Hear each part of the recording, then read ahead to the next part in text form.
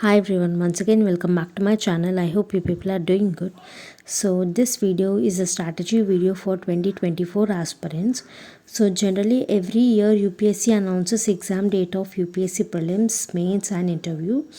So assuming prelims 2024 will be held in June 2024, let's discuss the strategy which helps every aspirants who will start the preparation from zero level.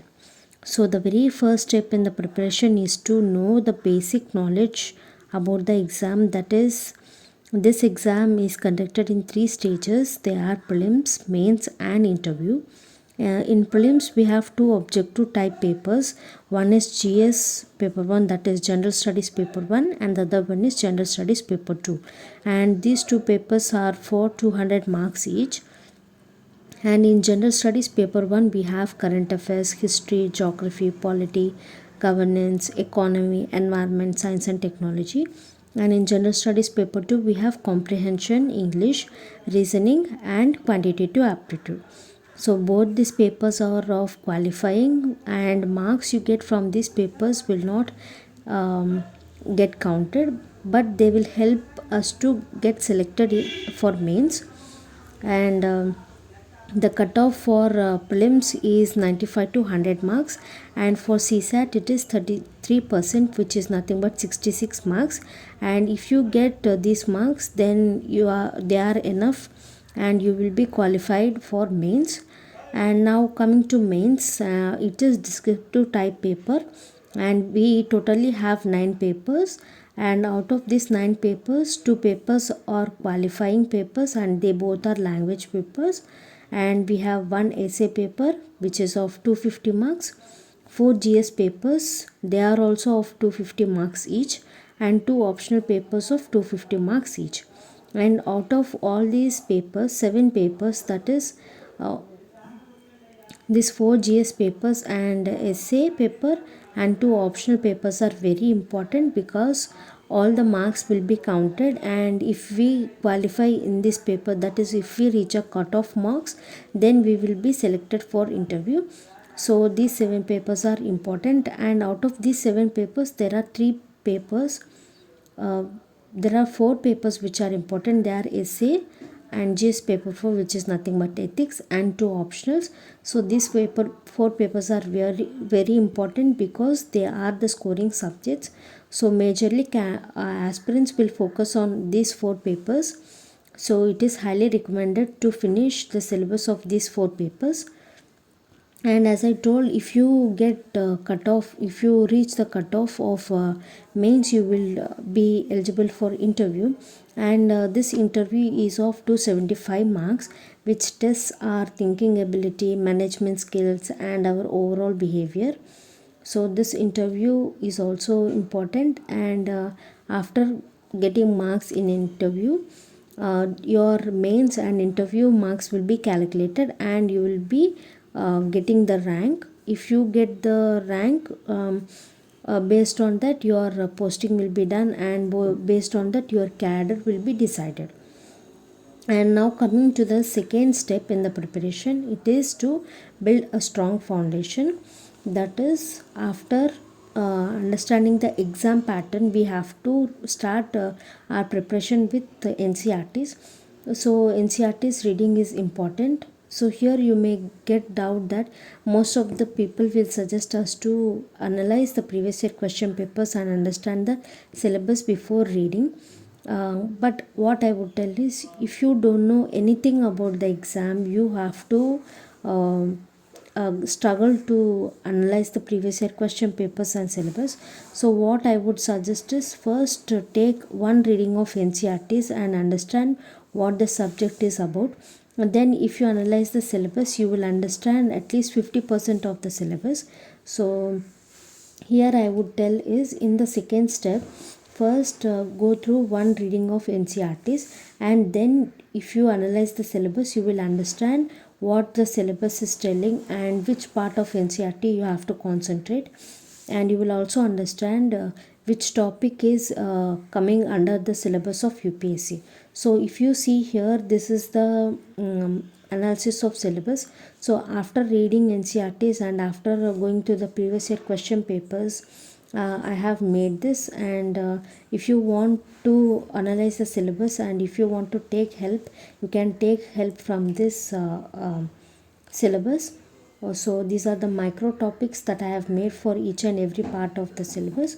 So once you have done your first reading of NCRTs, it is advisable to go through the syllabus of UPSC and understand the syllabus. So after that, you can go for further reading of NCRTs.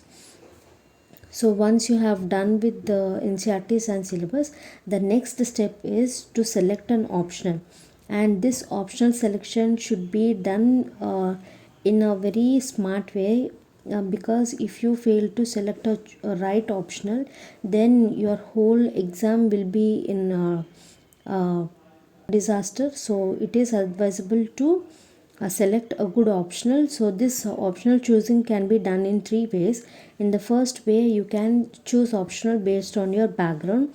That is, for example, if you are arts graduate and you have background in arts subject, you can choose one art subject and you can continue that subject as your optional. And the second one is based on your interest. That is, when you are reading your NCRTs, if you find interest in any subject, like if you find interest in geography, you can take geography as your optional and you can prepare that optional. And the third way is based on the facilities, like based on availability of coaching and materials and test series guidance, you can choose an optional. So after choosing your optional, you have to choose a particular book list both for prelims and mains. So this is very important, because if you keep on reading number of books and if you don't know which book suits you and which book suits the exam, then you will be wasting time. So it is advisable to choose limited resources and follow that limited resources number of times.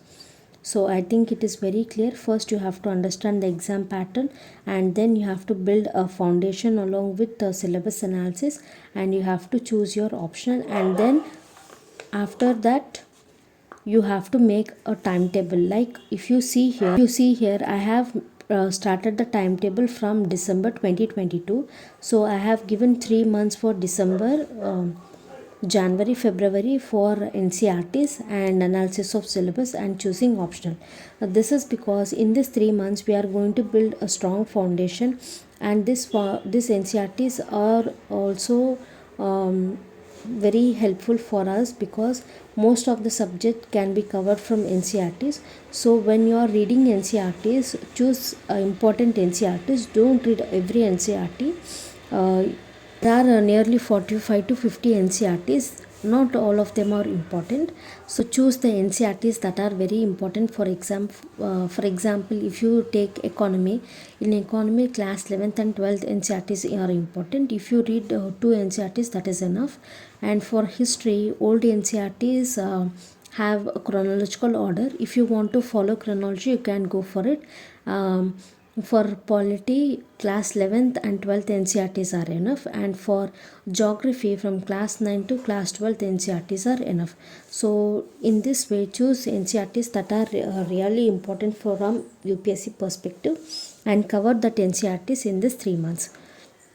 And after you finishing NCRTs from March, April and May, try to cover the core subjects. That is, try to cover the subjects that are common for both prelims and mains. So here if you see, in March I have given a time to read polity, and in April you have to read economy, in May you have to read geography. So along with this, every day you have to read your newspaper, because current affairs source is newspaper. So every day it is must, and you have to read newspaper, and along with this newspaper you have to cover your optional paper 1.